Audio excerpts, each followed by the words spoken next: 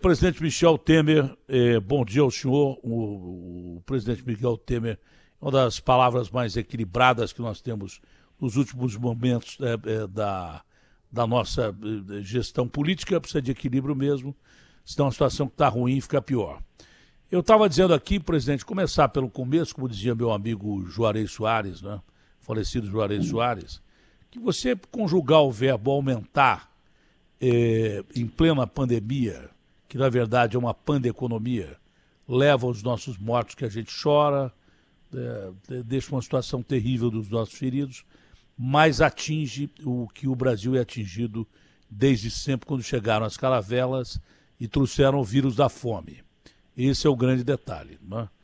Desde a época do Império a gente vê o povo brasileiro faminto, uma distribuição de renda canalha com o povo não tendo o mesmo que os poucos ricos têm no Brasil. Eu não estou pregando luta de classe, eu estou pregando uma maior distribuição de igualdades, de coisas boas, não de coisas ruins. Distribuição do bem comum é a democracia. Mas se falar em aumento hoje no Brasil, é uma calamidade. Gasolina em Porto Alegre chegou hoje a bater 7,20, é a mais cara do Brasil, o preço está ficando proibitivo e isso influi diretamente em alimentos e tal, e torna o país próximo do ingovernável. Fica muito difícil. Bom dia, presidente Temer. Bom dia, Datena. Prazer em conversar novamente com você. Muito gosto. Viu? Se você quiser um comentário sobre isso, eu posso fazer. Você sabe que essa história do diesel, né, eu confesso que não tive tempo para fazer isso, mas eu penso que falei até num dos seus programas, numa entrevista que você fez comigo, não é? Eu disse que essa história do diesel, por exemplo, a Petrobras poderia naturalmente fazer um fundo com parcelas, naturalmente não só do poder público, mas também dos acionistas privados, para eventualidades como essas. Porque num dado momento da tenda é preciso aumentar o preço do combustível, o preço do diesel e da gasolina. Mas se você tivesse um fundo de reserva, isto não seria tão sensível e, digamos, evitaria esses comentários adequados que você está fazendo. Porque você tem um grande fundo de reserva, os valores que entram lá são valores, digamos, estratosféricos, né? Então, você poderia utilizar, quando houvesse a necessidade do aumento do combustível, você não aumentar o combustível e, ao mesmo tempo, utilizar parcelas desse fundo. Eu disse isso até, eu me lembro bem, numa das entrevistas que você teve a gentileza de fazer comigo, né? E, portanto, eu acho que é preciso um pouco isso. Ou seja, quero significar duas coisas. Primeiro, muitas vezes é inevitável, em face dos preços internacionais, inevitável o aumento do preço, do valor do combustível. Mas se você tiver esse fundo na própria Petrobras, você minimiza esse aspecto que você acabou de salientar. Né? Tem razão, mas os aumentos estão quase que impossíveis de você não dar, porque o Paulo Guedes praticamente dolarizou a economia. Tá? Quando o cara fala assim, olha, porque as commodities aumentaram, é muito bonito falar commodity. Commodity significa em inglês mercadoria. Commodity é o açúcar que você põe no café, que eu tomei agora, é o café, é o arroz, é o feijão.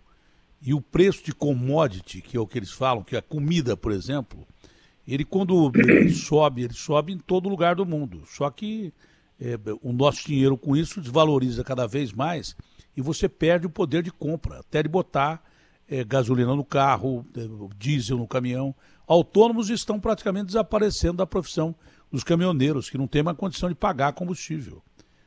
As grandes empresas de transporte, se já não estão demitindo, vão começar a demitir já. Né? E o álcool não está valendo a pena.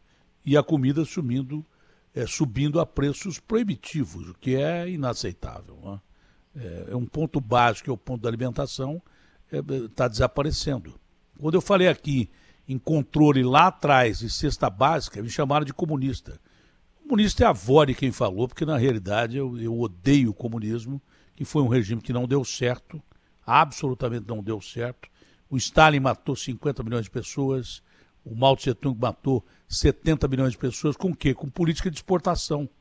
Ele exportava toda a produção que tinha na China para adquirir material bélico. Ele matou 70 milhões de chineses que chegaram a comer casca de árvore. Aqui está quase parecido, porque nós estamos exportando produto pra caramba e o povo não tem o que comer. Então, aliás, sobre comunismo, o Bolsonaro disse outro dia, olha, vitória ou morte. Vitória ou morte, ele falou. Tem a prisão também, mas vitória ou morte. Aí eu lembrei o presidente Bolsonaro, para ele dar uma relida na história, que esse foi o encerramento do discurso do Lenin na Praça Vermelha. O Lenin, lá quando foi instituído o Partido Bolchevique e a instituição do comunismo na antiga Rússia, na época que virou União Soviética, o encerramento do discurso do Lenin é exatamente esse. Aí o Bolsonaro, que representa a direita, é bom tomar cuidado com o que ele fala, porque vitória ou morte foi o encerramento do discurso do Lenin na Praça Vermelha. Então, até isso a gente tem que tomar cuidado e não ficar dizendo bobagem por aí. O negócio de vitória ou morte é questão de ódio. Isso não existe. Uma entrevista que eu fiz com o presidente Bolsonaro, quando ele tinha tomado a facada na barriga lá no Einstein, eu entrevistei o presidente chegou a falar, eu não vou aceitar a derrota. Eu falei, mas como o senhor não vai aceitar? Isso não é democrático. Aí ele se explicou, deu a entender que ele não queria aceitar porque ele ia vencer. Mas agora, de uns tempos para cá, é o que é mais importante. O senhor ia fazer um adendo, mas o que é mais importante, não sei, de uns dias para cá. Isso vai demorar pouco, mas de uns dias para cá o Bolsonaro tem acalmado o discurso em uma ou duas frases aí que ele disse de uma forma infeliz, mas fora isso, aquela metralhadora de coisas golpistas, parece que ele recolheu um pouco. Não é? E o país fica tranquilo. O presidente lhe ouve muito. É aquela história. Não é que o Temer é amigo do presidente da República, não é isso. É que o presidente já ouviu, já pediu conselhos ao presidente Michel Temer várias vezes. É o meu caso. Eu fiz algumas entrevistas com o Bolsonaro, o cara dizendo que eu era amigo do Bolsonaro. Não sou amigo do Bolsonaro, sou jornalista. Então, quando eu tinha interesse jornalístico, eu entrevistarei e quando precisar, eu vou entrevistar o Bolsonaro. Se bem que hoje em dia está impossível falar com o Bolsonaro, porque ele, às vezes é melhor ele ficar quieto do que falar. Mas o senhor está articulando, mais uma vez, o encontro do presidente Jair Bolsonaro com os poderes constituídos para que haja o equilíbrio, para que a gente tenha paz democrática. Se estiver articulando, seria bom que fizesse logo antes do 7 de setembro. E como é que o senhor vê o movimento do 7 de setembro? O senhor ia fazendo um adendo aí e parou no meio do caminho, mesmo porque eu cometi a indelicadeza de não abrir o microfone. Não, dois pontos, né, Datena. Uma primeira, quando se falou da China, né, interessante, houve realmente. E a história, quero significar, a história naturalmente evolui. Você sabe que recentemente eu fiz um prefácio de um livro de um americano chamado Michael Marty, que retrata a vida do líder Deng Xiaoping. E é interessante, ao ler o livro, né, a vida dele, para fazer o prefácio, eu verifiquei que não dá. Ele assumiu o governo chinês em 1978, 79, por aí, não é?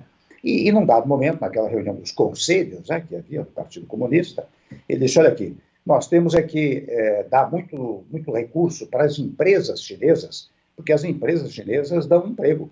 E o que interessa para o povo é resultado. Não é? Daí um conselheiro diz, mas vem cá, isso daí é coisa do capitalismo. Ele diz, não importa. Se lá é capitalismo, aqui é socialismo chinês. Nós queremos resultado. E, portanto, isso é fundamental. E você veja que de 1979 para cá, a evolução extraordinária que a China teve. Né? Ou seja, eu quero significar que a história também evolui, graças a Deus, né?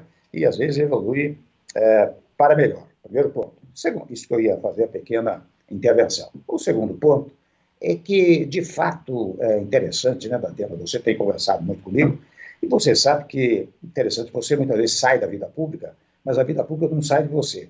Então, muitas e muitas vezes, eu sou instado a dar palpites, etc.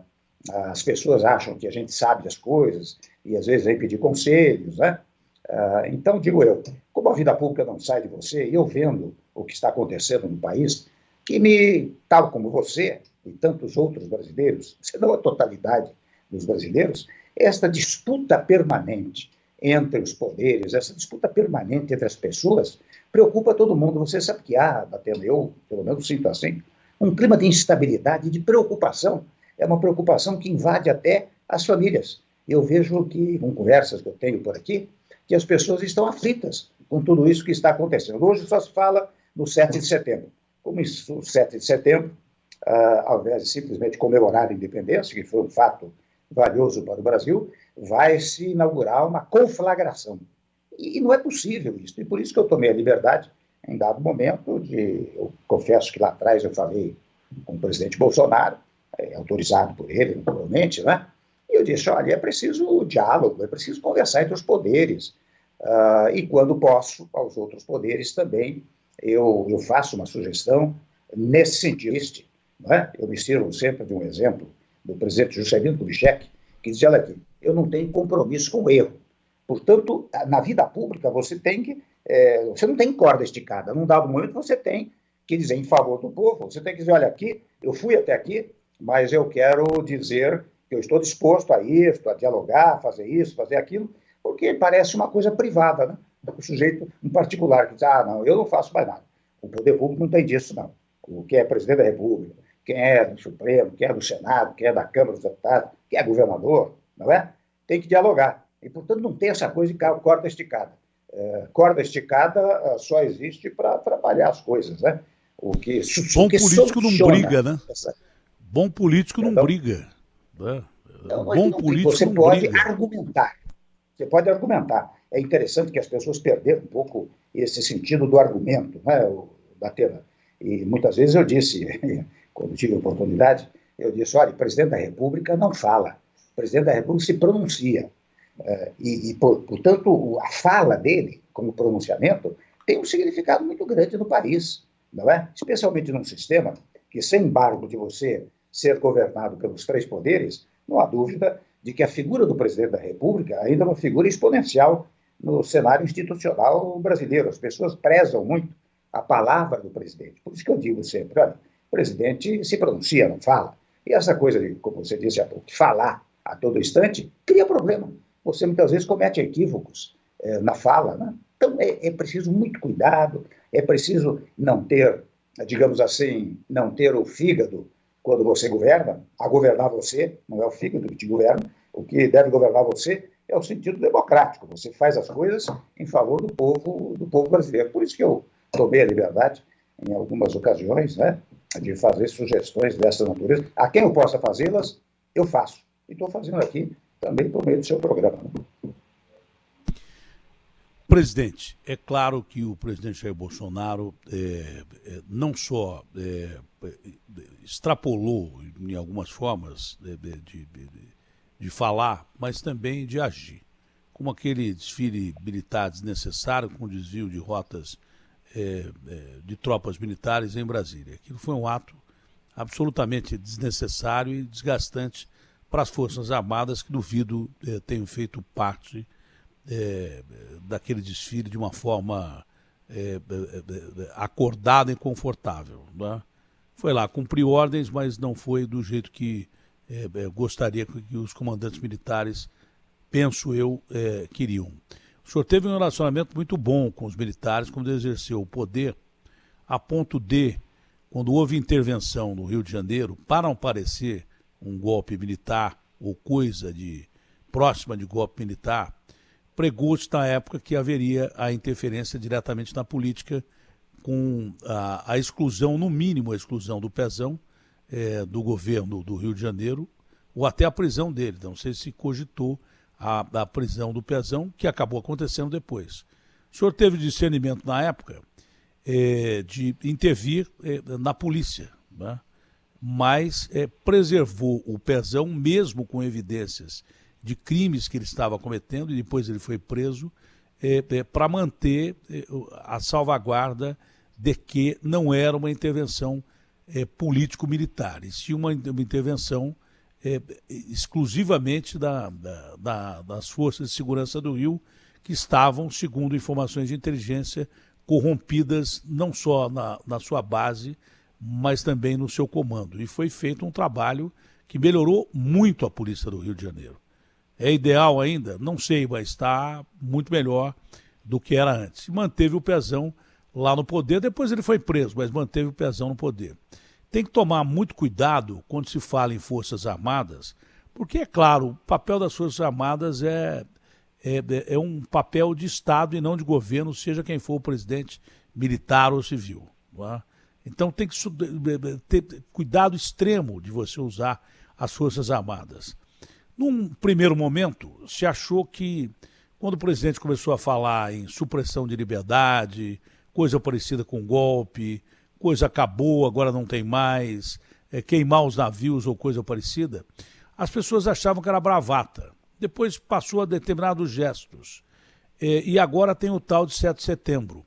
O senhor acredita que 7 de setembro seja um divisor de águas? Ou até pelo contato que o senhor deve ainda manter com os militares com o senhor? Contato que sempre foi cordial. Né? O senhor foi presidente durante um tempo e como político sempre teve contato com as nossas Forças Armadas.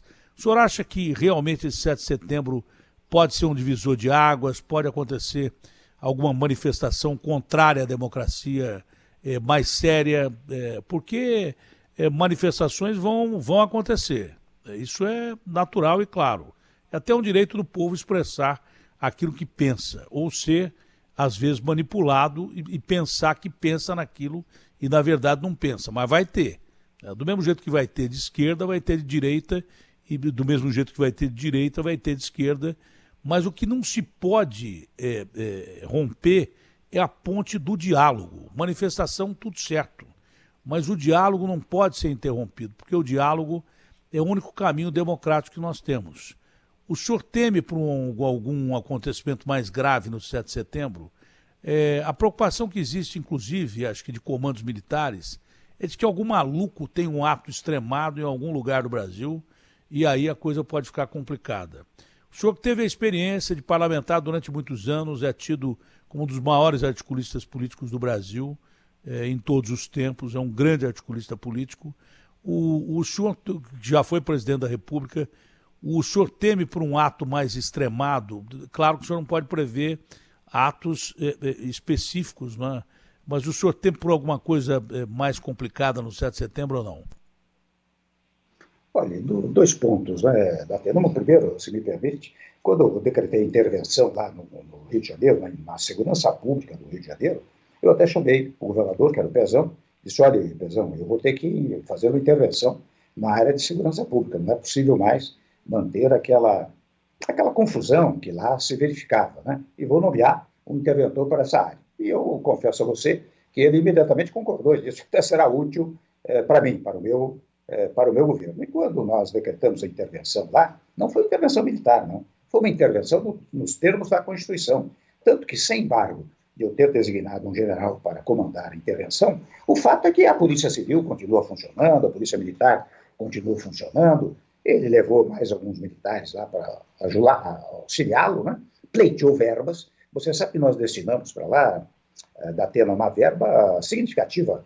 No total, acho que foi 1 bilhão e 200 milhões, que você sabe que ultrapassou até o governo, o meu governo, porque quando o governador Witzel tomou posse, ainda um dia estando comigo aqui em São Paulo, disse: olha, eu ainda estou usando aquela verba para a polícia, para comprar carros, instrumentos, equipamentos para a polícia do Rio de Janeiro. E até muito delicadamente me disse: olha, quando eu faço isso, eu menciono que é verba do seu governo. Então nós demos um jeito naquilo lá, mediante diálogo. Você vê que eu não fiz uma intervenção, digamos assim, radical, do tipo, eu vou intervir no Estado. Não, fizemos uma intervenção na área de segurança pública. Eu dou isso, por isso serve de exemplo, se me permite. Veja como o diálogo é fundamental. Vou dar outro exemplo, Datena. Uma ocasião, eu precisei fazer intervenção, agora sim, intervenção federal em Roraima. Já havia sido eleito governador, mas a governadora precisava de verbas lá para Roraima. A situação estava um pouco atrapalhada, especialmente com aquela história dos venezuelanos, né, que vinham para o Brasil.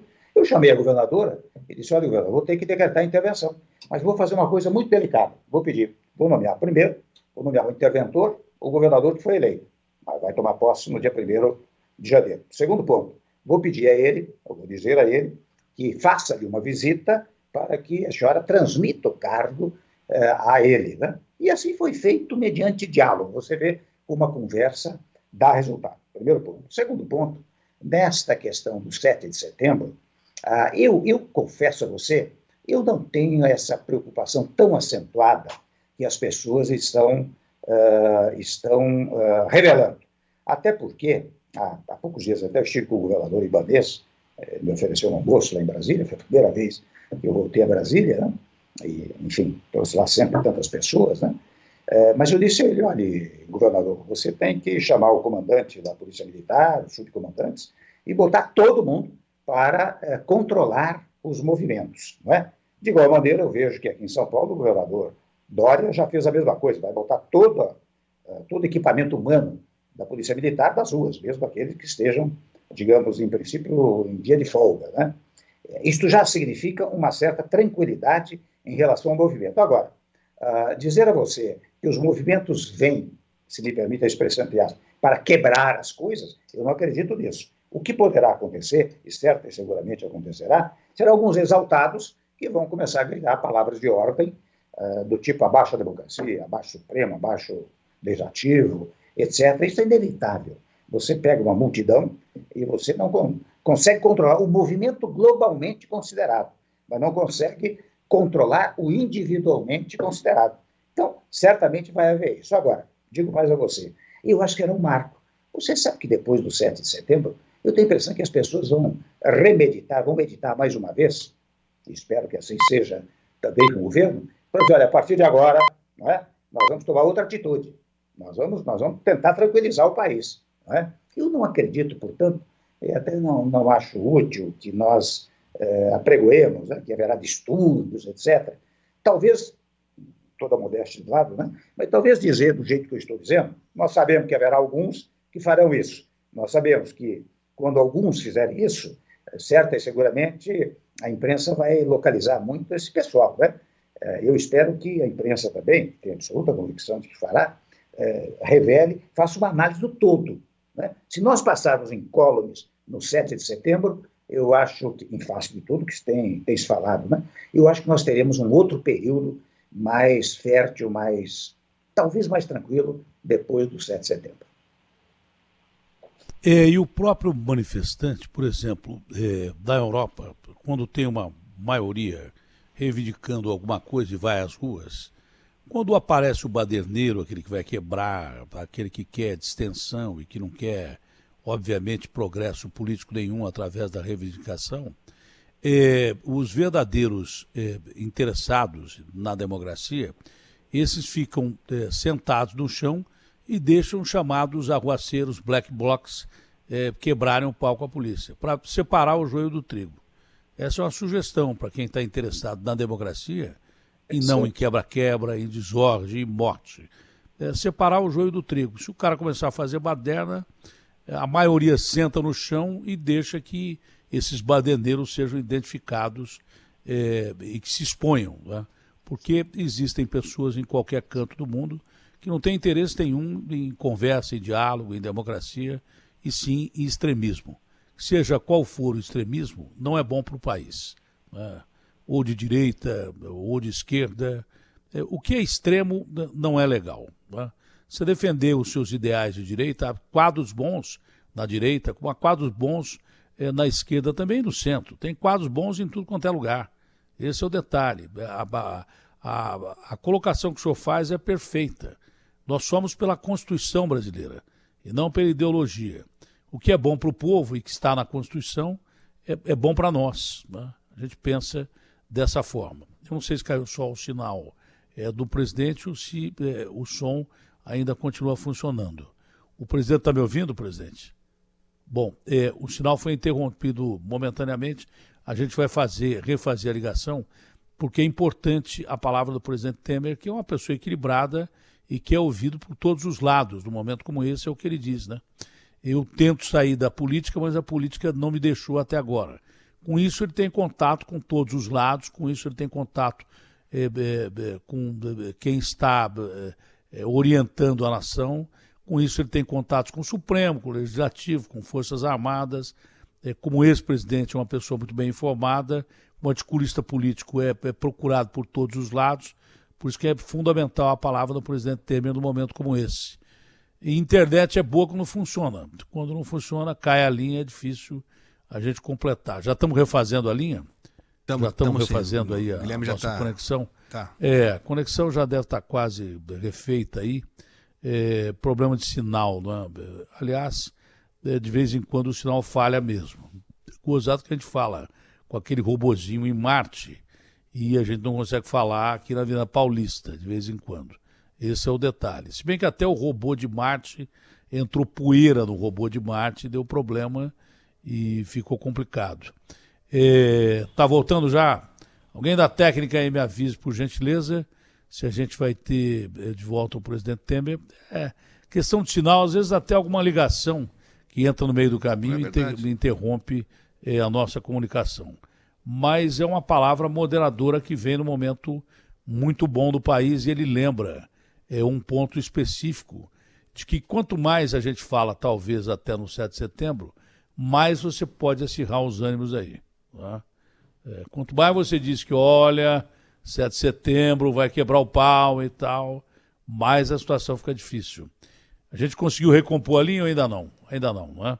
Acho que já a gente volta a falar com o presidente. Aliás, Bom, desculpa, aliás, sobre o 7 de setembro, a gente estava lembrando aqui que ontem a Justiça autorizou que aqui em São Paulo aconteçam as 2 manifestações, né? No mesmo horário. Mas está certo. É. Eu acho que está certo. Eu acho que a Justiça tem que acompanhar o que está na lei e é direito do cidadão se manifestar.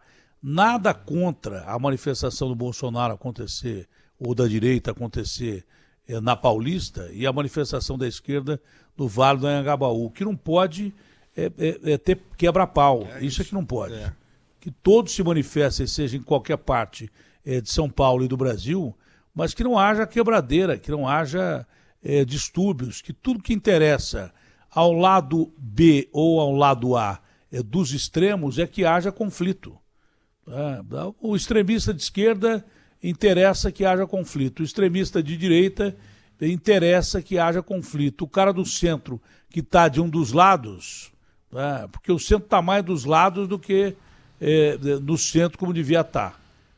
Esse é o grande detalhe, vai por interesse. Mas então, não nos interessa conflito. A manifestação ela é prevista pela lei e deve acontecer, tanto que a lei autorizou que haja manifestação aqui. O Dória queria a manifestação separada, dia 12 de setembro. Bom, ele já está acostumado a mexer com o feriado, né? Primeiro do ano já foi, acho que aqui em São Paulo. Ele antecipou todos os feriados, então acho que tivemos até Réveillon. Não, 7 de setembro é 7 de setembro. O problema não é a data do 7 de setembro. O problema é como vão agir as pessoas no 7 de setembro. Você pode ir à rua, se manifestar, mas não precisa matar ninguém, nem provocar ninguém, nem quebrar alguma coisa, mas a manifestação é totalmente válida e aceitável. Pelo jeito caiu mesmo ali, hein? Acabou a bateria aí. O Ricardo, pede alguém para me dar uma luz aí, ô Mamone.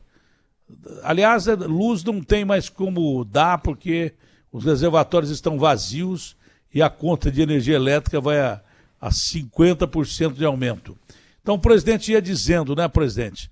E o Agostinho lembrou aqui que a Justiça determinou que haja as manifestações. O governador Dória queria separar as datas e daí por diante a Justiça determinou que haja a manifestação, o que é válido.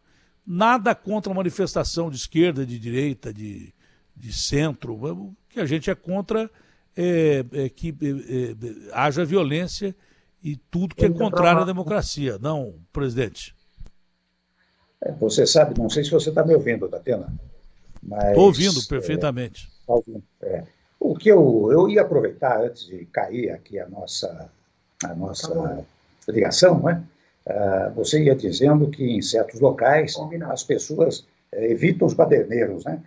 Eu não sei se você não poderia aproveitar, você e toda a imprensa brasileira, para pedir aos organizadores desse movimento que fizesse a movimentação, mas nos termos que a Constituição determina, com muita tranquilidade, porque daí não é improvável, você veja, vamos dizer que tenha 200 mil pessoas, né?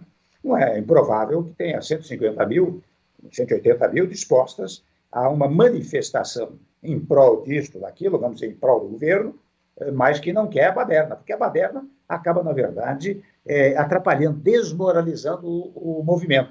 O movimento terá grandiosidade se ele for um movimento pacífico, revelador dos desejos daquele que se manifestaram. E será prejudicial ao próprio movimento se for de baderna, né? Talvez você pudesse pregar muito isso nesses próximos dias, talvez a imprensa toda pudesse sugerir. Acho que seria uma ótima coisa para a tranquilidade do dia 7 de setembro. Presidente, o presidente da Fiesp recuou na divulgação daquele manifesto em prol da democracia, a pedido até do Lira, que é outro político, vamos dizer assim, experiente e que está aí no papel de articulista, e é difícil ser articulista do presidente Jair Bolsonaro, representar moderação para o presidente Jair Bolsonaro. Ele garantiu que o presidente, se a reclamação dele do voto impresso passasse na CCJ da Câmara, o presidente ficaria quieto. Não ficou. Ele garantiu que o presidente ficaria quieto se fosse ao plenário. Não ficou a questão do voto impresso. Mas agora o Lira pediu para que a Fiesp recuasse no seu manifesto em prol da democracia, e assim os empresários fizeram. Foi uma boa medida não fazer esse manifesto? Olha, Datena, eu tive a oportunidade de, coincidentemente, de falar com o Paulo Scaff ontem, né, ontem à noite. E o que ele me disse foi o seguinte, que havia cerca de 200 assinaturas, mas que outras tantas 200 queriam também voltar a assinar, primeiro ponto, né? O segundo ponto é que ele, enfim, um pouco do que eu dizia aqui, você também dizia, é que talvez 7 de setembro seja uma marca. Ela vai ser uma coisa boa ou uma coisa ruim. Então, o manifesto, depois de 7 de setembro, terá a vantagem de ser já uma apreciação daquilo que aconteceu no 7 de setembro. Né? Foi esse o argumento que eu ouvi. Achei, neste ponto, confesso a você, eu achei razoável. Porque se houver, digamos assim, se houver um tumulto muito grande no 7 de setembro, o documento poderá ser muito mais pesado do que venha a ser. Se for com muita tranquilidade, ele pregará aquilo que se alardeia, que se está pregando, ou seja, diálogo entre os poderes, pacificação do país, o país não pode mais continuar assim, etc. Né? Eu não acho que seja uma coisa tão ruim, tão negativa, né? Tão negativa. Eu sei que está sendo explorado como recuo, etc., né? Mas eu acho que aqui comigo, muito francamente, eu acho que ter a avaliação do 7 de setembro num documento com tamanhas, pelo menos se fala em empresas mais variadas, associações as mais variadas, eu acho que será útil, não será inútil, não. Presidente, o senhor não acha que quando a gente tem medo de defender a democracia corre risco de verdade? Sem dúvida alguma. E você sabe especialmente, viu, Datena, quando você tem medo de defender a Constituição. Se me permite, eu digo a você que a Constituição é o fruto da soberania popular. Não é? Você veja, eu não sei se já disse isso no seu programa, mas a nossa Constituição, logo no preâmbulo, né, quer dizer, antes de entrar no texto, e, portanto, o preâmbulo é o caminho que a Constituinte deve caminhar, como caminhou em 5 de outubro de 1988, ela fala em pacificação interna e internacional. Quer dizer, a ordem que a soberania popular, não é, deu ao dirigente, porque, veja bem, faço aqui um corte, o presidente da República, o presidente Supremo, o presidente do Senado, o presidente da Câmara, governadores, não são autoridades primeiras, são autoridades secundárias, derivadas. Só tem autoridade, você sabe, quem tem poder. E a Constituição diz, quem tem poder é o povo. Então, o povo é a autoridade primeira. Ele elege autoridades constituídas. Que constituídas que são, devem obedecer à soberania popular, que estava, volto a dizer a você, expressada no texto constitucional. E não há uma coisa na Constituição que pregue essa divergência. Pelo contrário, o que há na Constituição é a harmonia. Né? Eu canso de dizer que quando há desarmonia entre os poderes, o que há é uma desobediência à soberania popular. Portanto, uma inconstitucionalidade. Não é? Nós temos que ter consciência disso. Você sabe que hoje fala-se muito em segurança jurídica, né? Datena, e segurança jurídica não é algo desapegado do sistema normativo. É o cumprimento rigoroso do sistema normativo. As pessoas sabem o que fazem porque está previsto na Constituição. Então, as autoridades constituídas têm que saber que elas têm que habitar o consenso que estabeleceu que o povo estabeleceu ao recriar o Estado em 5 de outubro de 1988. Né? Bom, nós estamos diante de um presidente beligerante, isso é uma coisa clara. A personalidade do Bolsonaro é de arrumar uma briga atrás da outra. Então ele vem e discute a questão do voto impresso. Eu até falei, bom, se o Bolsonaro e essas pessoas que estão defendendo o voto impresso acreditam que a urna eletrônica é uma fraude, todos eles foram eleitos de forma fraudulenta. É porque ele foi eleito pelo voto eletrônico e não foi agora só. Quase que sempre. E chegou a contestar o voto impresso lá atrás, quando ele dizia que ia ser roubado, que ia ter 3 mil votos e teve 30 mil. Então ele pode reclamar muito pouco da urna eletrônica, mas ele reclamou. E aí vai lá o Legislativo e toma uma decisão moderada de discutir isso no Legislativo, da CCJ. Ele reclama, vai para o plenário, o voto impresso que ele queria não passa, ele reclama de novo. E aí tenta-se apagar a chama. Não é? Aí ele vem e toma a atitude de pedir o impeachment do ministro Supremo, do Alexandre. E fala que vai pedir do Barroso também. E aí cria outro problema com o Supremo. As instituições estão funcionando nesse caso, ou as instituições respondendo ao presidente, elas estão criando um ambiente ainda de maior desarmonia entre os poderes, o que é sim um risco claro à democracia. Como é que o senhor acha que as instituições estão agindo nesse momento? Como deveriam agir, dentro daquilo que lhes cabe agir, ou há emoção nesses casos aí?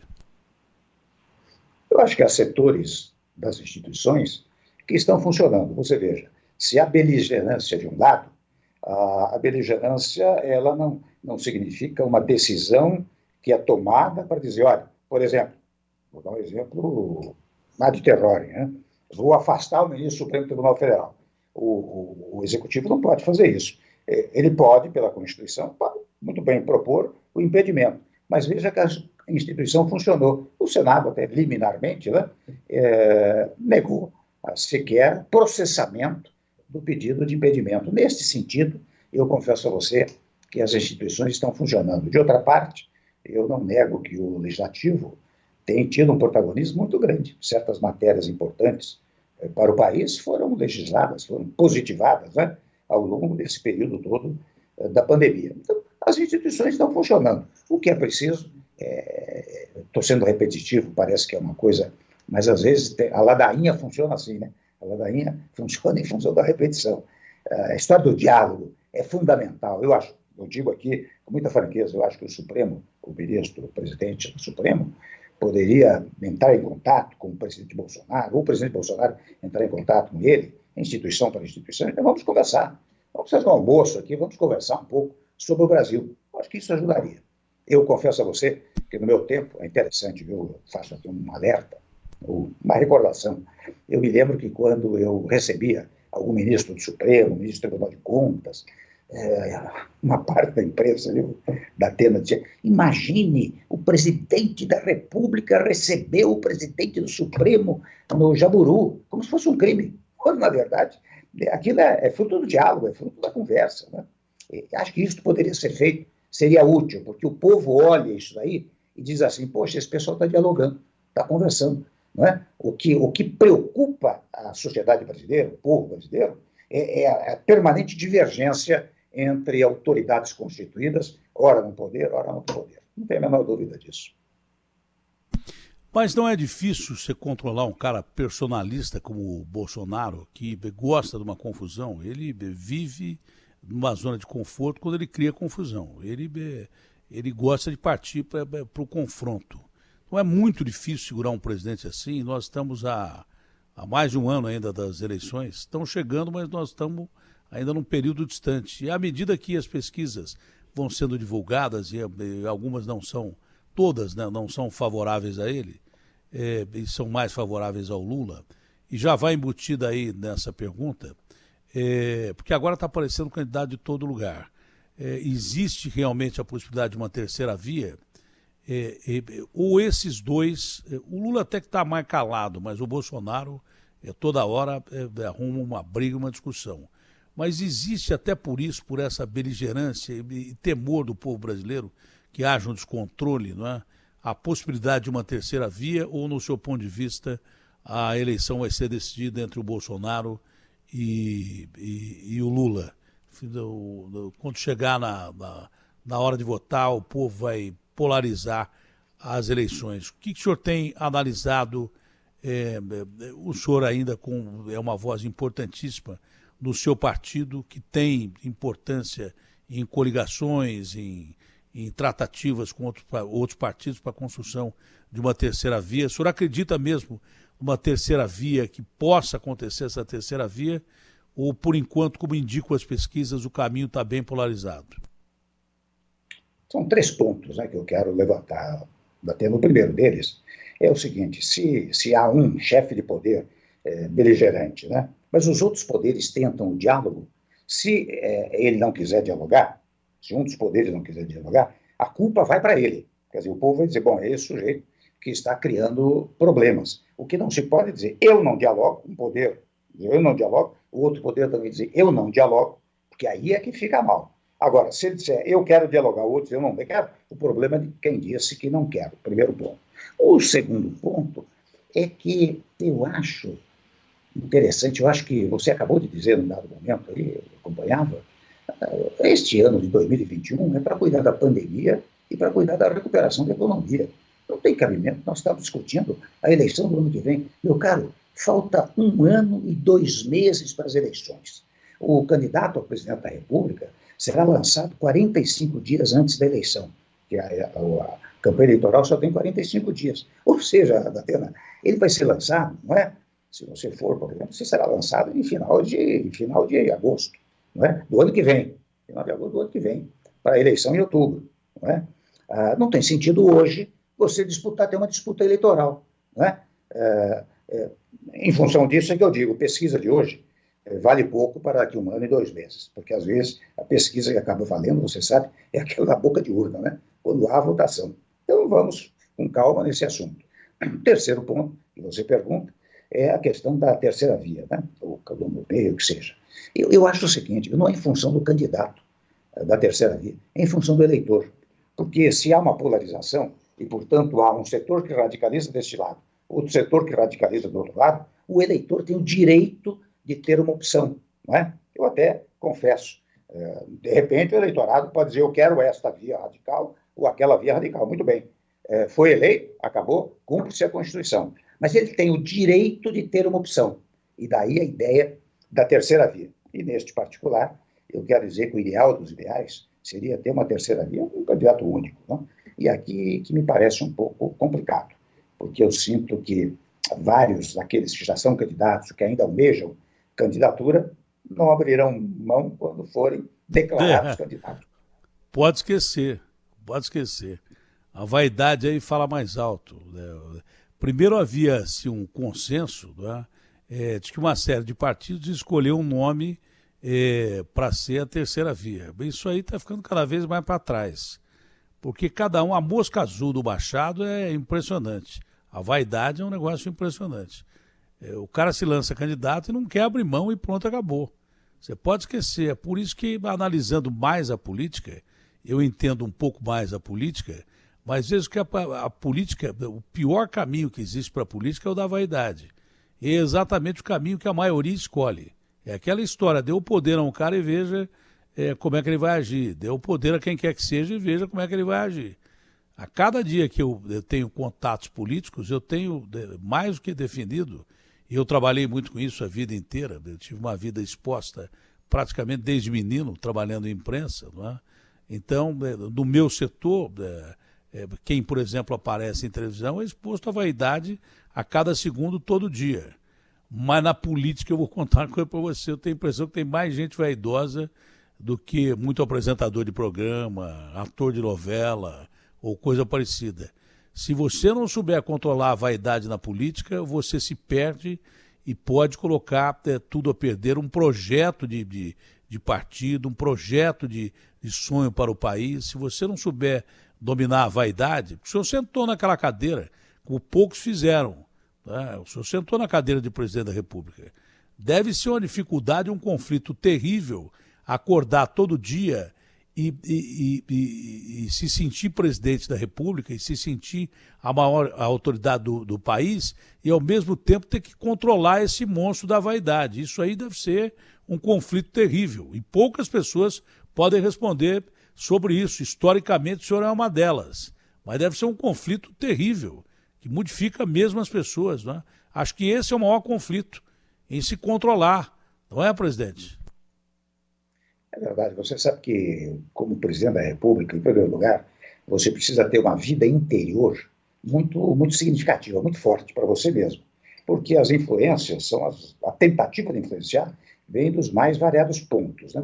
Primeiro ponto. Agora, o segundo ponto é o seguinte: você precisa estar acostumado a perder o poder, porque há pessoas que não conseguem perder o poder, né? Você, na democracia, você ora tem um poder X, um poder constituído, no outro momento você não tem mais, não é? Portanto, a vaidade não pode presidir a figura de quem preside o país, não é? Não pode conduzir a figura de quem preside o país. Você sabe, eu governei 2 anos e meio, e você sabe, eu tinha uma oposição legítima até, convenhamos, os que perderam o poder faziam oposição, não é? Lembra de golpe, não sei o quê, etc. Né? E legitimamente. Mas eu aqui comigo raciocinava, viu? Todo dia que eu acordava às 6 da manhã, eu batendo, dizia, bem, a oposição cabe opor-se. A mim não cabe ficar contestando a oposição. A mim cabe governar. Então a oposição se opunha, eu governava. E foi isso que permitiu, você repetiu aqui, fazer as grandes reformas do país, reduzir a inflação, reduzir juros e trazer uma certa pacificação na sociedade, né? Foi isso que me permitiu isso. Porque se eu me envolvesse com os acontecimentos, eu não conseguiria governar da terra. O senhor governou o país numa tempestade perfeita. Foi a pior gestão econômica que nós tivemos até hoje, os piores números da gestão Dilma Mantega. Foi uma coisa, assim, lamentável. Nós tivemos oficialmente o mesmo número de desempregados até agora, sem pandemia. Você vê a situação que o senhor pegou o país. Eu me lembro que eu entrevistei o senhor pouco antes de acontecer crise no seu governo, e o senhor estava já ali melhorando a economia de uma forma em que o senhor se permitiu dizer, respondendo ao Fernando Henrique, que a Pinguela tinha virado ponte. Os números foram assustadoramente favoráveis ao senhor, que tirou o país de uma crise econômica terrível deixada pela Dilma e pelo Mantega. Isso é uma coisa inevitável. E mesmo com crise no seu governo, enfrentando o processo de impeachment, os números que o senhor entregou ao país foram bem melhores, muito melhores, superiores do que o caos causado pelo governo da Dilma com a gestão do Mantega na economia.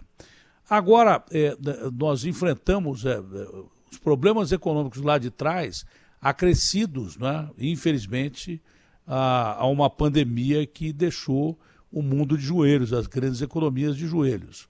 A nossa, claro, que afetada de uma forma definitiva. Dizem que a saída para o presidente Jair Bolsonaro, que obviamente, como todo mundo fez, vai se utilizar da máquina do governo, é a gestão econômica. Agora, o Paulo Guedes dá mostras claras de que ele está perdendo o controle da economia. Dizem que ele tinha o controle por parte do mercado financeiro. Até isso ele está perdendo, porque ele pregou calote pregado em economia significa simplesmente falta de investimento, temor de investimento externo, atrair dinheiro bom, temor em empresas nacionais e investimento para gerar emprego, que é o que a gente mais precisa. Mas há tempo ainda de recuperação da economia por parte do senhor ministro da Economia. O senhor acredita numa mudança do ministro da Economia em último caso? Porque o Bolsonaro mandou quase que todo mundo embora, fez uma reforma quase que geral. E o Paulo Guedes não sai de lá e os números dele vão piorando em relação à gestão popular. Por exemplo, hoje tem aumento de tudo, né? Aumento de 50% de bandeira 2 de energia elétrica por causa da crise hídrica. Mas a pergunta é, as termoelétricas deviam ter sido ligadas mais cedo para evitar que os reservatórios chegassem nessa situação que nós estamos? Não é? Que se é previsto pela meteorologia, não vai chover. Liga a termoelétrica e deixa o reservatório lá em cima. Isso aí não podia ter sido feito mais cedo. Essa frase infeliz do Paulo Guedes de que olha, qual o problema em aumentar a energia elétrica? O problema é que o povo não tem dinheiro para comer. Ele quer dividir em 6 vezes uma coisa que não vai adiantar, porque o povo não tem dinheiro para pagar nem agora nem daqui a 6 anos, quanto mais 6 meses. Então, a gestão do ponto de vista popular é muito ruim da economia, mas há tempo de recuperação, dada a capacidade, o potencial da economia brasileira de reagir até o ano que vem, e talvez até isso ajudar o Bolsonaro a chegar a uma posição mais confortável para disputar a presidência da República, ou o senhor que enfrentou uma crise econômica terrível acha que já é tarde para a gente tentar mudar os caminhos da economia do Brasil? Duas coisas, né, Datena? A primeira delas é que você veja interessante como as palavras muitas vezes condenam as pessoas. Você veja, se ao invés de dizer, olha, o que tem, aumentar o valor da tarifa da energia elétrica, etc., tivesse dito, olha, lamentavelmente, a situação está no setor da energia elétrica dramática, nós temporariamente vamos precisar aumentar a energia. Você percebe que a forma de dizer pode amenizar aquilo que se diz. Primeiro ponto. O segundo ponto é que eu penso que há possibilidade, o Brasil tem potencialidades extraordinárias. E eu dou, com a devida licença, o exemplo do meu governo. Você sabe quando eu assumi, interinamente, ainda em maio de 2016, havia um PIB negativo de menos 3,6%. Um ano e 2, 3 meses depois, nós tínhamos um PIB positivo de 1,3%. Portanto, eu confio muito nas potencialidades do Estado brasileiro. Eu acho que é possível recuperar a economia, trabalhando, naturalmente, com uma boa equipe econômica. Eu tive a sorte, né? Eu nomeei o Meirelles, o Ilan, o Banco Central, depois o Guardia, o Mansueto estava lá, uma equipe muito, muito centrada, sabe, o Datena, que conversava diariamente comigo, não é? E, portanto, nós recuperamos a economia em 1 ano e 2 meses. E daí as coisas se processaram com muita tranquilidade. Portanto, eu acho e confio e espero, né, que ao longo desse período final, aliás, período do governo Bolsonaro, que vai até janeiro do ano que vem, ainda se possa recuperar a economia. Presidente, eu já estourei o meu tempo aqui, que a conversa com o senhor é muito legal. Só vou me permitir uma pergunta a mais, uma resposta, se possível, me permita em delicadeza rápida, porque eu já explodi o horário aqui, eu não gosto de passar o horário.